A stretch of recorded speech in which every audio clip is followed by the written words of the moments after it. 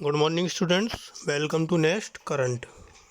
आज है आपका 4 दिसंबर 2020 और 4 दिसंबर 2020 से रिलेटेड जो भी आपके इम्पोर्टेंट क्वेश्चंस होंगे उन्हें मैं यहाँ पर डिस्कस करूँगा और सभी क्वेश्चन से रिलेटेड इम्पोर्टेंट फैक्ट भी आपको बताता हुआ चलूँगा।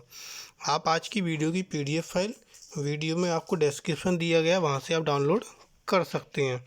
अगर आपने अभी तक हमारा चैनल सब्सक्राइब नहीं किया है तो प्लीज़ हमारे चैनल को सब्सक्राइब कीजिए, साथ ही नोटिफिकेशन बेल को भी प्रेस कीजिए ताकि आपको हमारी तरफ से दी जाने वाली सभी वीडियोज़ का नोटिफिकेशन सबसे पहले मिले। तो चलिए शुरू करते हैं आज का अपना फर्स्ट क्वेश्चन। विकलांग व्यक्तियों का अंतर्राष्ट्रीय दिवस कब मनाया जाता है? तो विकलांग व्यक्तियों का अंतर्राष्ट्रीय दिवस 3 दिसंबर को मनाया जाता है। ऑप्शन डी सही होता है, 3 दिसंबर। अब यह शुरू कब से हुआ था? जो आपका 1992 में जो संयुक्त राष्ट्र महासभा थी, उसके प्रस्ताव 47/3 मीन 47/3 द्वारा इस दिवस का वार्षिक पालन शुरू किया गया था। इसका उद्देश्य क्या था इसको शुरू करने का? जो विकलांग व्यक्ति हैं उनके जो अधिकार हैं और जो कल्याण है उनको बढ़ावा देना। इस वर्ष जो आपका अंतर्राष्ट्रीय दिवस मनाया गया विकलांग व्यक्तियों का, इसकी थीम क्या थी, विषय वस्तु क्या थी? तो वो थी आपकी building back better towards a disability inclusive accessible and sustainable post covid world. ये आपकी इस बार की थीम थी। नेक्स्ट क्वेश्चन आता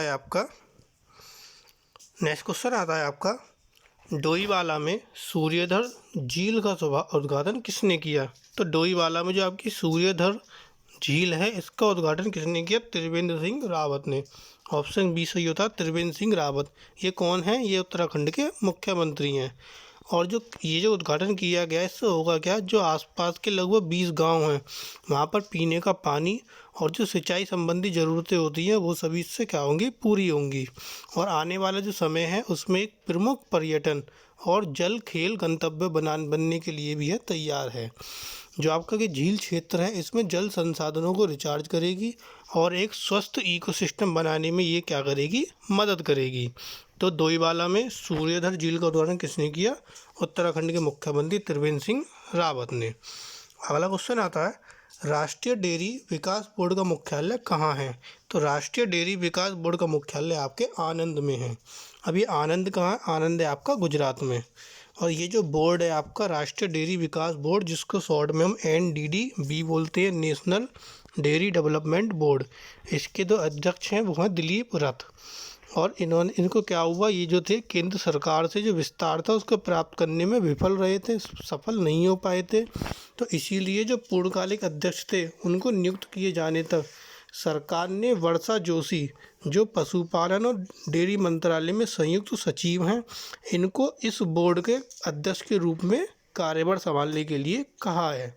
मीन्स अब जो आपकी अध्यक्ष होंगी राष्ट्रीय डेयरी विकास बोर्ड की, वो कौन होंगी? वर्षा जोशी। वर्षा जोशी से पहले कौन थे? दिलीप रथ। और यह जो बोर्ड था वो 1965 में बनाया गया था। अगला क्वेश्चन आता है, पेटीएम ने MSME को तत्काल डिजिटल ऋण के साथ सशक्त बनाने के लिए किसके साथ अपनी साझेदारी की घोषणा की? तो पेटीएम ने किसके साथ घोषणा की है? सूर्योदय लघु वित्त बैंक। तो सूर्योदय लघु वित्त बैंक के साथ पेटीएम ने अपनी साझेदारी की घोषणा की है। और इस साझेदारी के माध्यम से पेटीएम क्या करेगा? अगले 12 महीने से 18 महीनों में 1 लाख से जो अधिक छोटे व्यवसाय हैं उनके लिए ऋण वितरित करेगा, मीन लोन वितरित करेगा। इस लोन का क्या था? व्यापारियों को जो मूल रूप से ऋण या लोन प्राप्त करने में मदद होगी।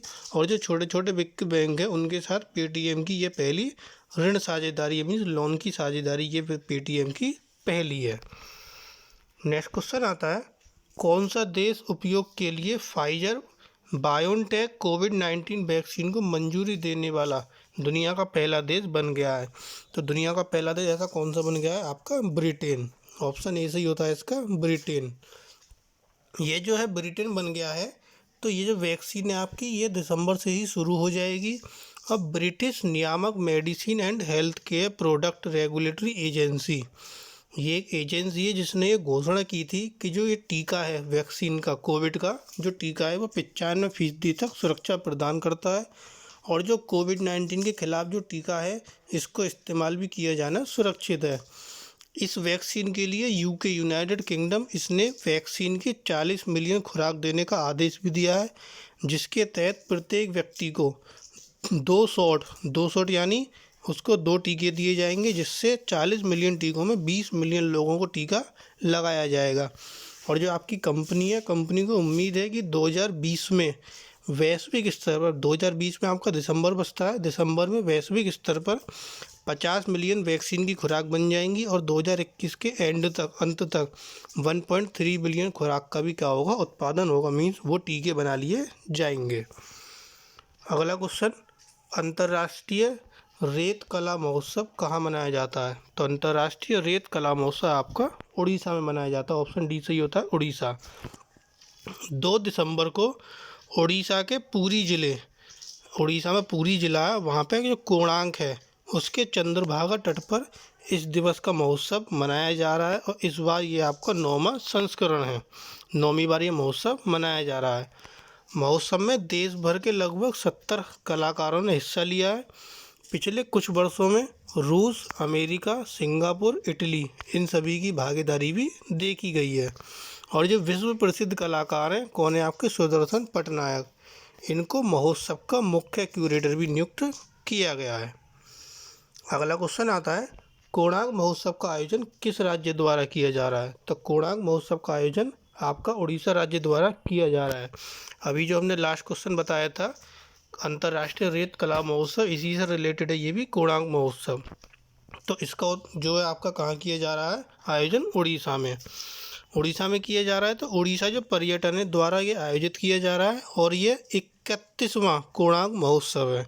जो आपका अंतर्राष्ट्रीय रेत कला था वो 9वां था और कोणार्क महोत्सव आपका 31वां है और ये 2 दिसंबर को शुरू हुआ है। इस कार्यक्रम ने देश के समृद्ध सांस्कृतिक विरासत में जो दिलचस्प अंतर्दृष्टि प्रदान करने के अलावा जो भारत के पारंपरिक और शास्त्रीय नृत्य हैं उनको भी सर्वश्रेष्ठ प्रदर्शन किया। भारत के जो लगभग सभी शास्त्रीय नृत्य हैं उनको प्रमुख व्याख्याता और नृत्य उत्साही 5 दिवसीय शास्त्रीय नृत्य कार्निवल में भी क्या लेंगे? सभी भाग लेंगे। अगला क्वेश्चन आता है, किस राज्य के मंत्रिमंडल ने जाति आधारित नामों वाली सभी आवासीय कॉलोनियों का नाम बदलने के प्रस्ताव को मंजूरी दे दी है? तो किसने मंजूरी दे दी है? आपके महाराष्ट्र ने। ऑप्शन बी सही होता है, महाराष्ट्र। महाराष्ट्र ने मंजूरी क्यों दी है? क्योंकि ये जो क्षेत्र है इनका नाम बदलने का निर्णय सामाजिक सद्भाव और राष्ट्रीय एकता को बनाए रखना है।